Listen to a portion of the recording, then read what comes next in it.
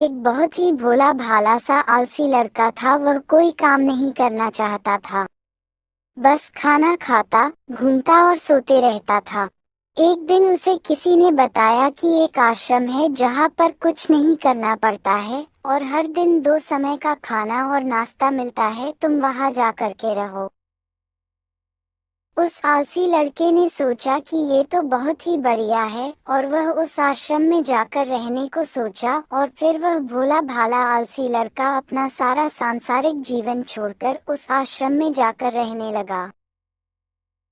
आश्रम में गुरुजी रहते थे। वह कुछ समय सबको प्रवचन देते हैं। वह आलसी लड़का सुनता था, बाकी समय आराम करता था और फिर भर पेट खाना खाकर सो जाता था।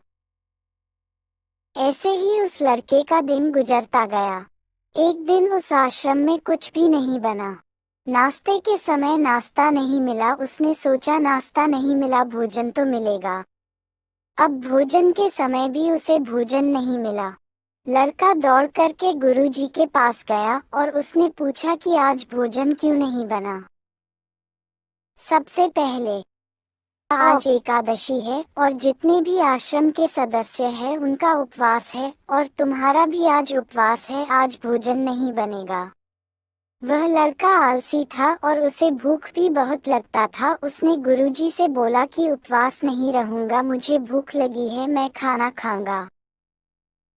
गुरुजी ने बोला ठीक है, जाओ भंडारे में से सामान ले करके आओ और आश्रम में नहीं बाहर ले जा कर के बना लो, लेकिन याद रखना भोजन बनाने के बाद सबसे पहला भोग भगवान को लगाना और फिर तुम प्रसाद पाना।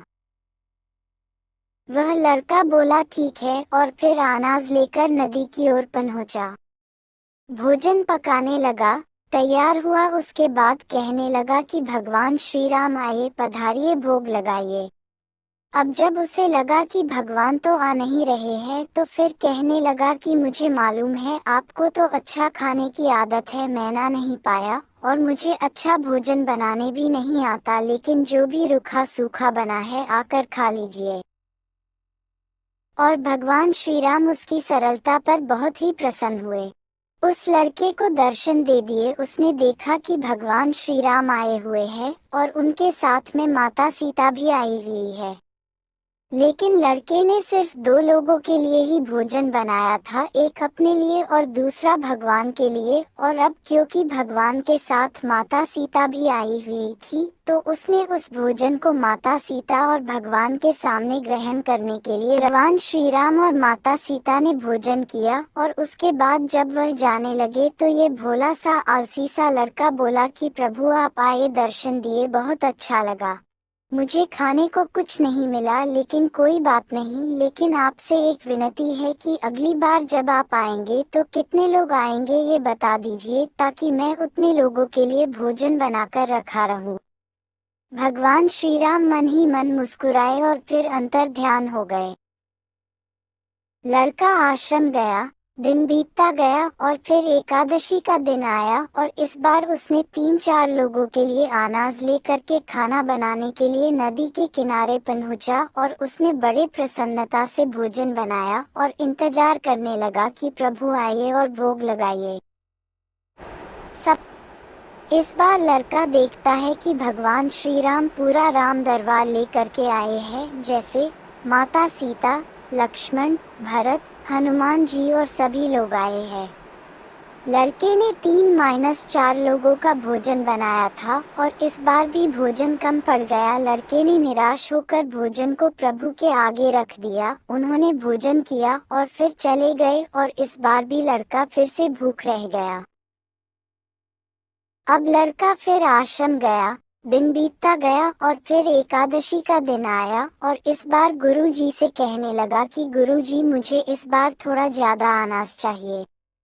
गुरुजी सोचने लगे कि यह इतना सारा अनाज का करता क्या है, कहीं इसे बेचता तो नहीं है। फिर उन्होंने कहा कि ठीक है, भूख से परेशान रहता है। लड़के ने कहा कि नहीं गुरुजी, भूख से परेशान नहीं रहता हूँ, प्रभु के साथ बहुत लोग आते हैं, उनको भी तो भोजन करना पड़ता है। गुरुजी को लगा कि लड़का पागल हो गया है, लेकिन गुरुजी ने सोचा कि चलो एक बार चलकर देखते ही कि लड़का इस अनाज का करता क्या है। वह भोला सा लड़का आनाज करके नदी के किनारे पहुंचा और इस बार भोजन बनाया नहीं। उसने सोचा कि प्रभु हर बार ज्यादा लोगों को लेकर के आते हैं, इस बार वह जितने भी आएंगे खुद बना करके भोग लगा लेंगे। और फिर प्रेम से प्रभु को बुलाने लगा। गुरुजा ये सब छुपकर देख रहे थे कि ये भोजन तो बनाया नहीं और प्रभु को बुला रहा है। लेकिन लड़के ने देखा कि इस बार प्रभु के साथ बहुत से लोग आए हुए हैं, तो उसने प्रभु के सामने हाथ जोड़ करके कहा कि प्रभु माफ करना, आप बहुत सारे लोग आते हो, मुझे संख्या पता नहीं होती है और मेरी हिम्मत भी नहीं होती है कि इतने सारे लोगों के लिए भोजन बनाऊं। आप स्वयं आइए, बनाइए, खाए और भोग लगाइए। प्रभु मुस्कुराते हैं और अपने साथ आए सभी लोगों के साथ मिलकर के भोजन बनाते हैं।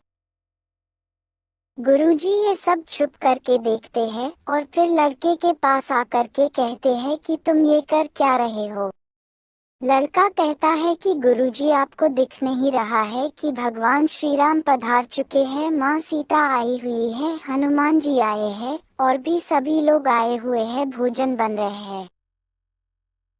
गुरुजी ने बोला कि पागल हो गया है, मुझे तो कोई दिख नहीं रहा है। लड़का गुस्सा हो गया और बोला प्रभु आप ये क्या कर रहे हो, एक तो मुझे भूखा रखा है और गुरुजी को दर्शन नहीं दे रहे हो, जो मुझे पागल समझ रहे हैं, कृपा करके गुरुजी को दिख जाओ। भगवान बोले नहीं, मैं इन्हें नहीं दिख सकता। लड़का बोला क्यों नहीं दिख सकते, मेरे गुरुजी तो बहुत महान है, बहुत बड़े ज्ञानी और ज्ञाता है। भगवान बोले हाँ, ज्ञानी और ज्ञाता होंगे लेकिन तुम्हारी तरह सरल नहीं है। जो सरलता तुम में है वो तुम्हारे गुरुजी में नहीं है। इंस्टॉल करें। ये बात गुरुजी से कह दी।